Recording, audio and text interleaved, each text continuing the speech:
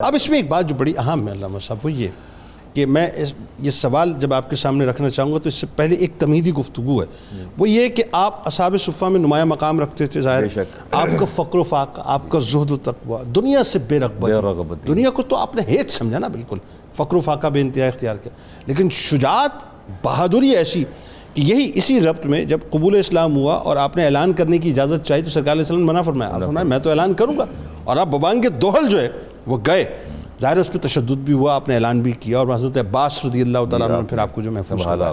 تو ایک طرف یہ شجاعت و بہادری اور ایک طرف یہ کہ فقر و فاقہ، ذرا بتائیے۔ بسم اللہ الرحمن الرحیم۔ میں صحیح ابن حبان کی روایت سے اپنی گفتگو کا آغاز کروں گا۔ قول النبی علیہ السلام ما تقل الغبراء ولا تذل الخضراء۔ زمین نے اس سے بہتر کسی شخص کا بوجھ نہیں اٹھایا اور آسمان نے اس سے بہتر شخص پر سایہ نہیں کیا۔ اللہ فرماتے الاذی لہجۃ اصدق و اوفی من ابی ذر، جو ابی ذر سے زیادہ سچا اور ایفائے عہد کرنے والا۔ اللہ اگلی بات آپ نے فرمائی کہ شبیہ عیسیٰ ابن مریم، اور یہ میرے صحابی ابو ذر جو ہیں یہ عیسیٰ علیہ السلام کی شبیہ ہیں۔ اللہ یعنی آپ دیکھ لیجئے کہ یہ عیسیٰ علیہ السلام کا زہد ان کے اندر ہے، شوق موسیٰ علیہ السلام، دونوں باتیں ان کے اندر موجود ہیں۔ موسیٰ علیہ السلام کا شوق ان کے اندر اور عیسیٰ علیہ السلام کا زہد ان کے اندر موجود ہے، اس لیے انہیں مسیح الاسلام بھی کہا جاتا ہے، اسی نسبت سے انہیں مسیح الاسلام کہا جاتا ہے۔ آپ دیکھیے سیدنا عثمان غنی کے دور میں دو طرح کے نظریات جو تھے وہ ڈیولپ ہو رہے تھے۔ ایک یہ کہ اللہ تعالیٰ مال و دولت دے تو اس میں سے زکوٰۃ کی ادائیگی کر دی جائے اور صدقات دے دیے جائیں، باقی مال کو جمع کر لیا جائے۔ ٹھیک ہے۔ اور جو دوسری پرسیپشن تھی یا دوسرا نظریہ آئیڈیالوجی تھی وہ یہ تھی کہ مال کو قطعاً جمع نہیں کرنا چاہیے، اور آپ اس دوسری آئیڈیالوجی کے حامل تھے، فالوور تھے، فرماتے تھے کہ مال کو بالکل جمع نہیں کرنا چاہیے، اور آپ خود بھی اس پر سختی سے کاربند تھے اور دوسروں کو بھی سختی سے کاربند فرماتے تھے۔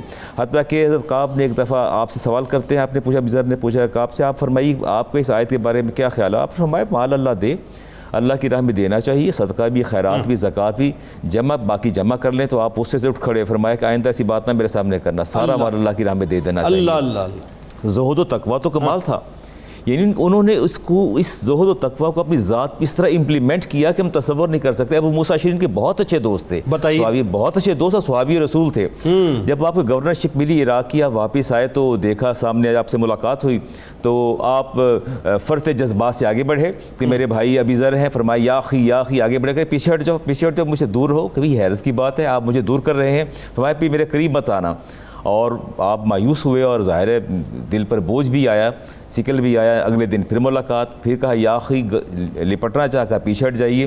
پھر دل نہ جانے کیا خیال آیا تو فرماتے ہیں مجھے 3 سوالات کا جواب دے دو، اس کے بعد دیکھتے ہیں کہ آپ سے معانقہ کرنا بھی ہے یا نہیں کرنا۔ فرمایا پہلی بات تو یہ بتاؤ کہ آپ نے کوئی بڑی عمارت بنائی ہے گورنرشپ ملنے کے بعد؟ تو ابو موسیٰ فرمایا نہیں ایسی بات نہیں ہے، میرا جو پہلے گھر تھا اب بھی میرا وہی گھر ہے، اللہ، اس میں کوئی اچھا اب یہ دوست کی دوست سے ناز والی بات ہے، ناز والی بات ہے، کوئی تغیر تبدل نہیں ہوا۔ اچھا دوسرے سوال کا یہ جواب دو کہ کیا آپ نے کوئی کھیتی باڑی زراعت کا کام تو شروع نہیں کیا؟ آپ نے میں نہیں، میرے پاس تو ایک بالش بھی زمین نہیں ہے کہ میں نے زراعت شروع کر دی، جیسی میری کیفیت پہلے تھی گورنرشپ سے پہلے ابھی میری کیفیت ویسے ہے۔ تیسری بات پوچھی آپ نے، فرمایا کہ کیا بکریوں کے ریوڑ تو نہیں تمہارے پاس؟ تم نے گلا تو نہیں بنا لیا؟ کہا میرے پاس کوئی بکریوں کے ریوڑ نہیں۔ فرمایا اب تو میرے بھائی ہو، اٹھ کے آگے جا کے بڑھ کے گلے لگا لیا۔ آپ دیکھیے کہ نہ صرف اپنی ذات پہ امپلیمنٹ کرتے تھے ان چیزوں کو، بلکہ دوسروں سے بھی تصدیق کرواتے تھے، اور جس اس معیار پہ پورا اترتا۔ اور میں یہاں ایک اور چیز ایکسٹریکٹ کرنا چاہتا ہوں، بتائیے۔ بات بنیادی طور پر بات یہ ہے کہ اصل میں وہ کنسیپٹ دے رہے تھے کہ اگر اللہ تعالیٰ منصب اور عہدہ دے تو اپنے مناصب اور عہدے دینے والوں سے پہلے ان کو جانچ لو، پرکھ لو، چھان پھٹک کر لو کہ آیا عہدہ دینے کے بعد ان کے ایسٹس میں کہ اضافہ تو نہیں ہوتا؟ اگر اضافہ ہوتا ہے تو یہ لمحہ فکریہ ہے اور ایک سوالیہ نشان ہے جس پر نظر ثانی کی جانی چاہیے۔ سبحان اللہ، تو یہ بنیادی نقطہ جو ہے وہیں سے ہم اس کو ایکسٹریکٹ کرتے ہیں۔ ابو درداء گھر بنا رہے تھے تو پاس سے گزرے، فرمایا ابو درداء یہ کیا بنا رہے ہو؟ کہا گھر۔